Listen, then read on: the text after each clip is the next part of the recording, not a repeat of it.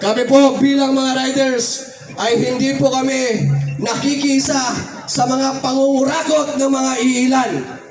Ngunit kami po ay nakikisa tungo sa kalinisan, tungo sa paglandad, tungo sa pag-expose ng mga politikong walang ibang ginawa kung hindi magnakaw sa kaban ng bayan. Papayag ba kayo mga kababayan na patuloy tayong ninanakaw? Hindi! Papayag ba kayo na mananatili tayong inaabuso araw-araw? Hindi! Papayag ba kayo na lagi na lang tayong ninanakawan doon sa Kongreso at Senado? Hindi! At lalong-lalo na, papayag ba kayo na iisang taong pinaniniwalaan nating pinuno ay siyang nangunguna sa pagdinakaw sa kaban ng bayan? Buo ka na naman, Mimian! Lumayas ka na dyan! Kaya mga kababayan, Sundalo, motor ang kabayo, dangal ang espada, bawat angkas may panata. laban sa dagat, Dares ang galaw, tapat sa bayan kahit sino'y sumubok, babagla kami di susuko.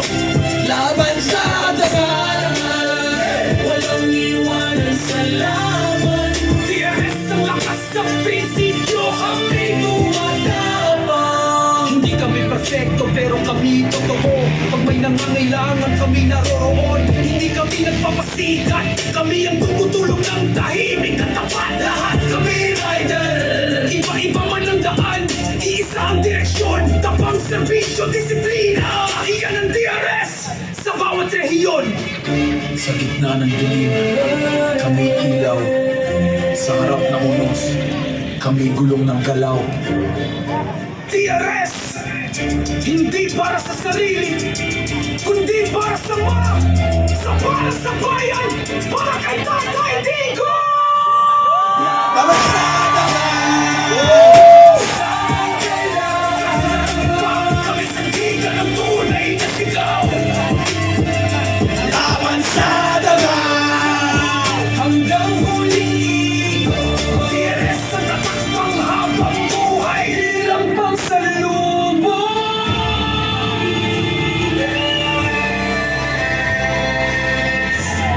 Ito ang pananda,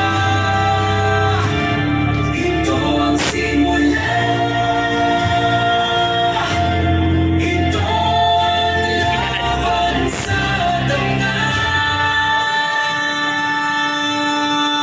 Ayan mga kababayan, muli, kami po ang Duterte Riders mula sa iba-ibang mga grupo at kami po kasama ninyo para ilahad natin ang mga katiwalian dito sa gobyernong ito.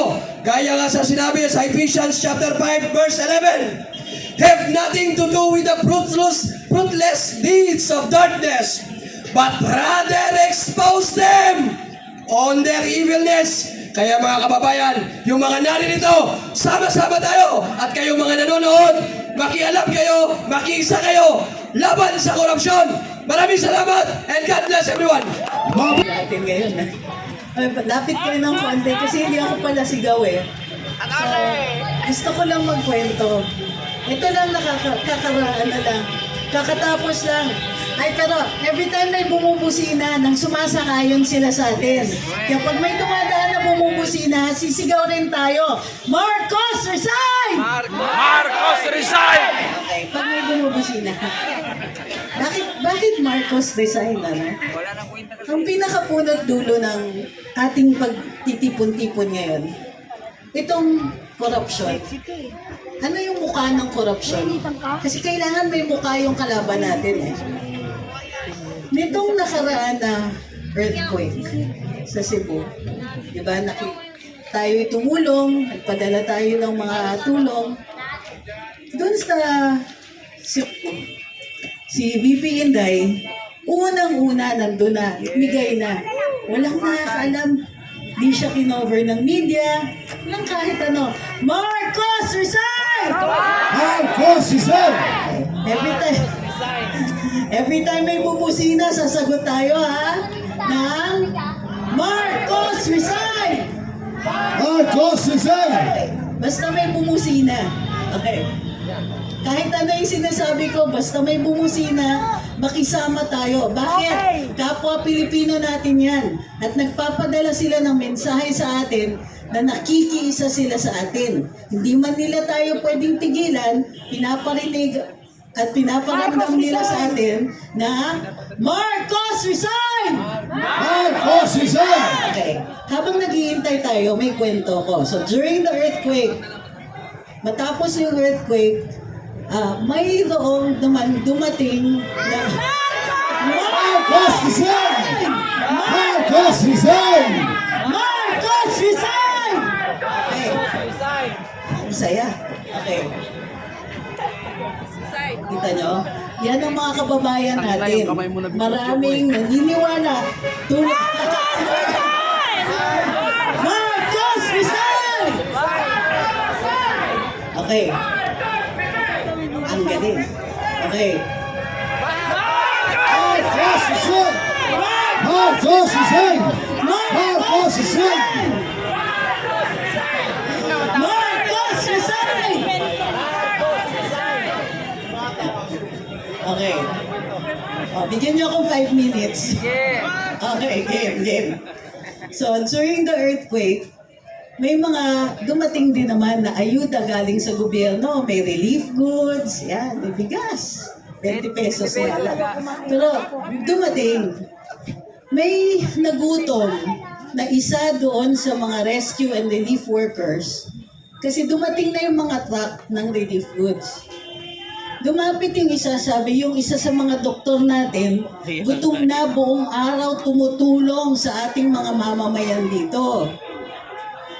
So, tumutulong na. Alam mo ang sinabi sa kanila? Marcos resign! Marcos resign! Marcos resign!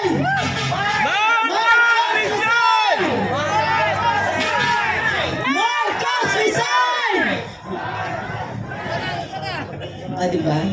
Alam niyo kung bakit ginagawa ko yan? Para alam nila nakikiisa din tayo. Para nararamdaman ng mga tao na hindi man natin sila kasama dito, tuloy-tuloy yung ating pakikibaka, tuloy-tuloy ang Marcos resign! Marcos resign! Okay. Kunwari magbibigay ng ayuda, pero pinag-iintay niya yung mga gutom. Hindi lang yun. Marcos resign! Marcos resign! Marcos resign! Marcos resign!